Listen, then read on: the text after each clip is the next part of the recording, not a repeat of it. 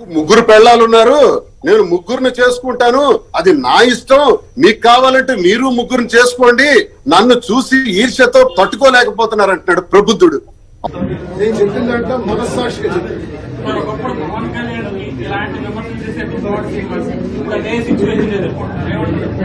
ఏం చేస్తాం సార్, తెల్లారి మీడియాలో చూశాడు, అబద్ధం మీడియాలో చూశాడు, దువాడ సింగ్ అప్పుడు అలా అన్నాడు, నేను దువాడ సింగ్ రేట్ చేశాను అంటే నా జీవితంలో నేను ఎదురయ్యి ఏం చేస్తాను. పవన్ కళ్యాణ్ చేస్తుంది ఇప్పుడు కరెక్ట్ అనిపిస్తుంది సార్, మూడో వివాహం కరెక్ట్ అని నేను అన్నా. నేను చేసినంత మాత్రం కరెక్ట్ అని అడగట్టాను. ఆ పరిస్థితులు నాకు ఎలా దాపురించాయి, ఆయన ఏ పరిస్థితులు వచ్చాయో నాకేం తెలుసు. ఇప్పుడు ఆయన పరిస్థితి అందుకే రామారావు గారి జీవితం నేను ఉదాహరణ చేశాను. ఆయనకే పరిస్థితులు వచ్చాయో వివాహం చేసుకోవచ్చు, పవన్ కళ్యాణ్ గారికి ఏ పరిస్థితులు వచ్చాయో ఆయన వివాహం చేసుకోవచ్చు, నాకేం పరిస్థితులు వచ్చాయో మీకు చెప్పాను. అందుకనే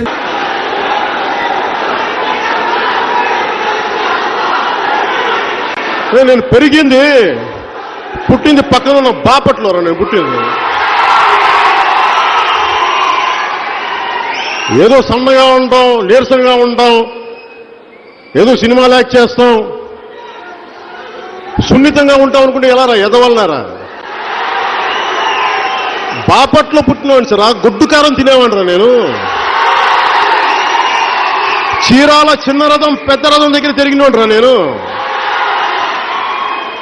ఒంగోలు గోపాల్ నగర్ వీధి బడిలో చదువుకున్నాను రా నేను. మీరు ఇంకా పబ్లిక్ స్కూల్లో చదువుకున్నారు, నేను చిన్న స్కూల్లో చదువుకున్నాను నేను, వీధి బడిలో.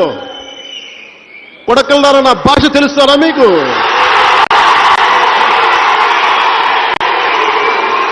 మర్యాద ఇస్తాంరా మీకు ఎప్పుడు దాకా? మీరు మర్యాద నిలబెట్టుకునే వరకే. నేను మాట్లాడితే 3 పెళ్లిళ్ళు చేసుకున్నాం అంటే మీరు చేసుకుంటారా? ఎవడు కాదన్నాడు.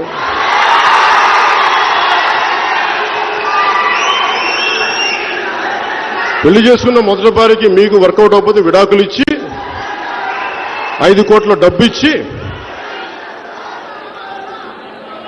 తర్వాత నేను పెళ్లి చేసుకున్న రెండో భార్యకి మిగతా ఆస్తి ఇచ్చి,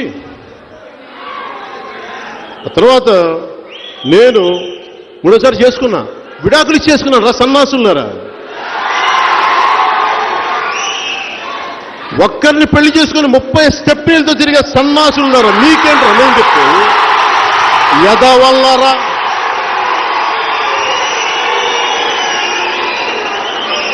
చొక్కా పట్టుకొని ఇళ్లలోంచి బయటకు వచ్చి లాక్ కొడతాం కొడకల్లారా మీకు.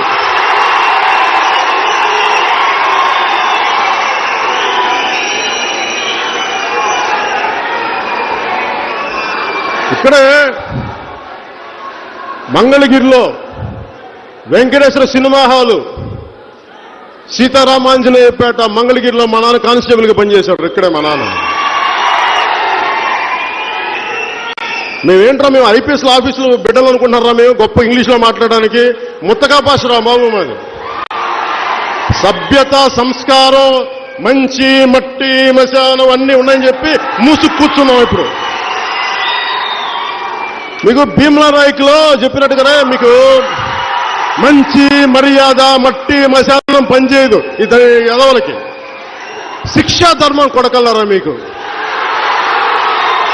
శిక్షా ధర్మం రా మీకు.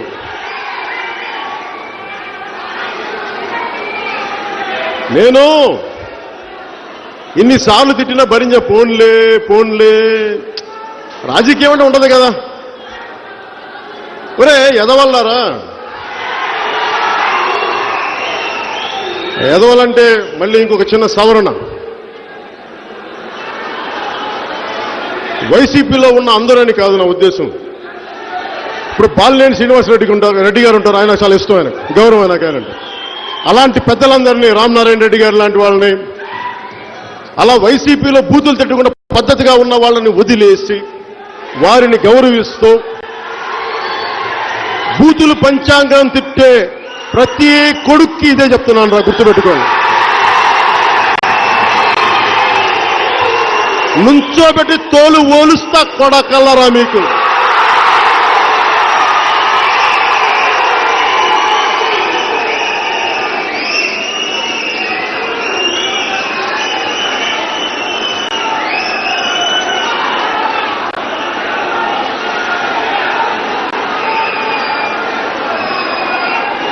నేను పద్ధతి మర్యాద అరే నాకు రాజకీయం తెలియదు అనుకున్నారు. ఒరే మీరు క్రిమినల్ పాలిటిక్స్ లా మీరు చేసేది, అవకాశవాద రాజకీయాలు క్రిమినల్ పాలిటిక్స్ లో మీరు చేసేది. అరే నేను సిద్ధాంతంతో కూడిన రాజకీయం చేస్తాను, గుర్తుపెట్టుకోండి. బలమైన సిద్ధాంతాలు కొడకల్లారా మీకు గుర్తుపెట్టుకోండి. సైరా మీరు ఈ రోజు నుంచి కొడకల్లారా మీరు ఇదే గుర్తుపెట్టుకోండి. మీరు యుద్ధం చెప్పండి రా, మీరు చెప్పండి రా. రాడ్ల హాకీ స్టిక్కులా రాళ్ల ఒట్టి చేతులా నేను దేనికైనా రెడీరా. నేను మా వాళ్ళు కూడా రమ్మని చెప్పండి రా, మీరు రండి రా. ఎంతమంది వైసీపీ గుండా ఎమ్మెల్యే కొడుకులు వస్తారో ఛాలెంజ్ ఇస్తున్నాను. కొడకల్లారా రండి రా, అందరూ రండి, అందరూ బయటికి కొడకల్లారా.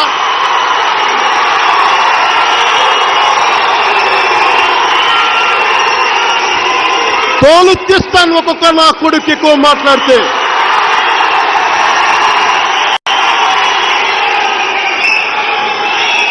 రే ఇప్పటిదాకా పవన్ కళ్యాణ్ తాలూకు మంచితనం చూశారు కొడకల్లారా, మీరు సహనం చూశారు, మీరు మంచితనం చూశారు, మీరు వాడి సహృదయం చూశారు. మీరు